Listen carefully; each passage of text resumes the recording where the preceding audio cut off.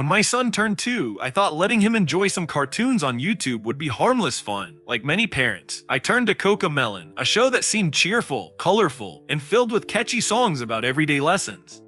But over time, I noticed something deeply unsettling. My little boy, who once babbled playfully, started to fall silent. He'd stare blankly at the screen, completely absorbed, and when the show was turned off, he'd cry, scream, and lose all interest in the world around him.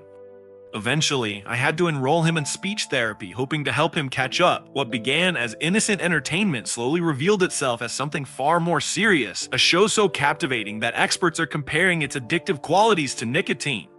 Parents across the world have begun noticing the same troubling pattern. Online communities are filled with stories from families describing how Cocomelon transformed their toddlers into what many call little zombies. The problem isn't just that kids love the show.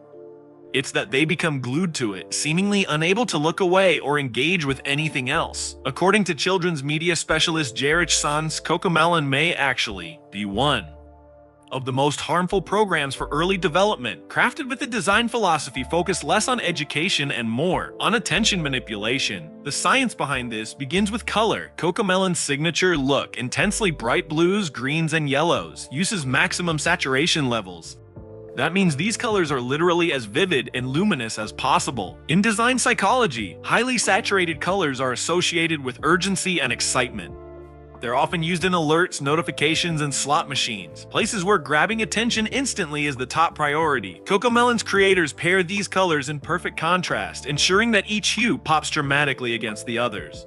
The result is an overstimulating visual experience that commands focus from developing eyes. By contrast, other popular shows like Bluey or Peppa Pig use more muted tones that blend softly, creating a calmer and more natural visual environment. Another critical factor is repetition. Young children's brains are wired to learn by hearing and seeing the same things again and again. Cocomelon capitalizes on this by building episodes around repetitive phrases and actions. Songs like Yes Yes Playground follow a formula where almost every line repeats words 3 times, embedding them in rhythm and melody. For a developing child, this feels familiar and comforting, but it can also become an addictive loop. Many parents have noticed that their children insist on rewatching the same episodes dozens, even hundreds of times.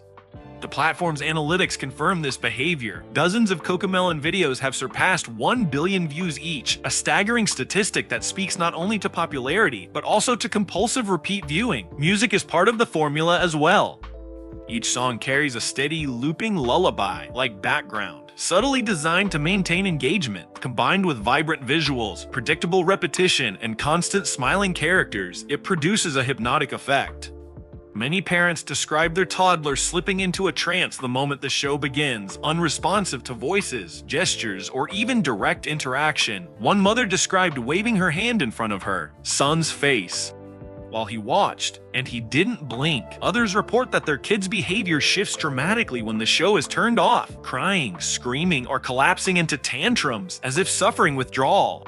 Subtitles add yet another layer of stimulation. While they might seem educational, Cocomelon's captions aren't paced for learning. The letters move too quickly for young viewers to follow and serve more as moving decorations than teaching tools. They're one more visual element competing for attention, feeding the child as fixation on the screen rather than supporting literacy.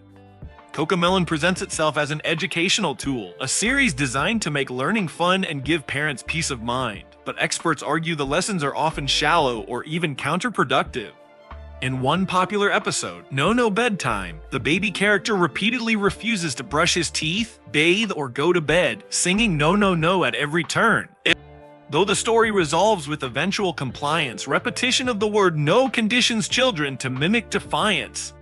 Parents report that after watching, their toddlers began saying no constantly, even to simple requests, echoing the show's phrasing rather than learning cooperation. Critics like Jarich Sans argue that behind the cheerful songs and smiling faces lies a profit-driven machine, one more concerned with keeping kids glued to screens than fostering genuine growth.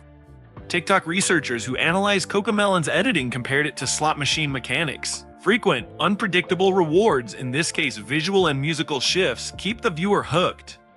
Another analyst compared the longest shots across popular shows. Cocomelon's longest uninterrupted frame lasted just 6 seconds, while Bluey's extended to 27. That difference, though seemingly small, represents a drastically slower sensory rhythm. 1.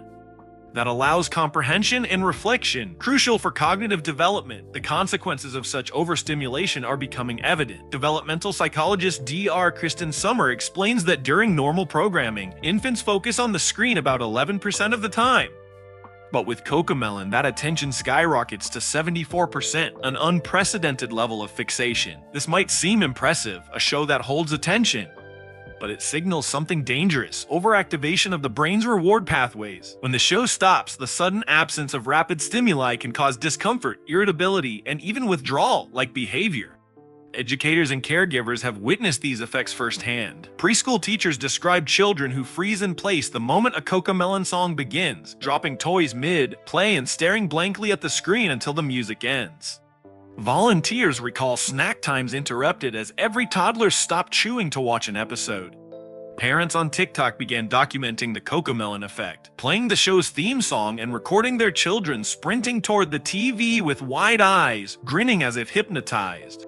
The shift in mood is immediate. Tears turn to smiles, tantrums to calm. It's clear evidence that the show functions as a form of emotional regulation, one powered by overstimulation rather than comfort. In one study, researchers observed children entering Cocomelon's testing room mid-tantrum. The moment the theme music began, the outburst ceased. According to the studio's head of research, this happens 99% of the time. The song itself becomes a trigger for emotional reset, but one that conditions dependence. Like a digital pacifier, it soothes instantly, yet teaches children to rely on screens, not self-regulation. This kind of stimulation acts almost like a drug. When removed, many toddlers exhibit classic withdrawal signs: crying, restlessness, and agitation. Parents have coined terms like Cocomelon meltdown to describe the scenes that unfold when they switch off the show. One TikTok parent explained that after turning off Cocomelon, their child was inconsolable for 10 to 15 minutes, screaming as though something precious had been taken away. Others describe violent tantrums, refusal to eat, or even regression in speech. Some children, after heavy exposure, seem bored by everything else: toys, books, or outdoor play, because nothing matches the pace or intensity they've grown used to. Speech delays are among the most worrying outcomes. Many parents report that their toddlers, after months or years of Cocomelon viewing, know individual words but struggle to form sentences. They mimic sounds and phrases from songs but fail to use language meaningfully in conversation.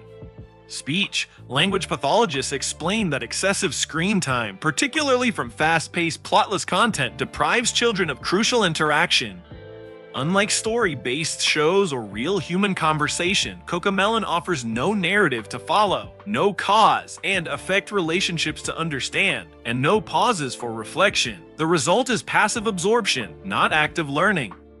Research consistently links heavy screen use with delayed speech, shorter attention spans, and reduced social engagement. One study found that children under 5 who watch more than 2 hours of television daily are nearly 8 times more likely to display symptoms of ADHD. But as Jarrett saw, not all screen time is created equal. 30 minutes of calm, story-driven programming affects the brain very differently than 30 minutes of high-intensity, rapid-cut shows like Cocomelon. The latter overwhelms sensory systems, leaving children restless and overstimulated long after viewing ends. There is, however, good news. Parents who have replaced Cocomelon with slower, more interactive content report dramatic improvements. Many recommend Miss Rachel, an educator who speaks directly to the camera at a gentle pace, encouraging speech imitation and participation. One mother shared that after just 2 days of switching from Cocomelon to Miss Rachel, her son began using new words and showed fewer tantrums. Another parent said her 8-month-old, once fixated on Cocomelon, spoke her first word within 3 days of the change. These stories highlight that children's brains are remarkably adaptable. They can recover when exposed to calmer, more engaging input.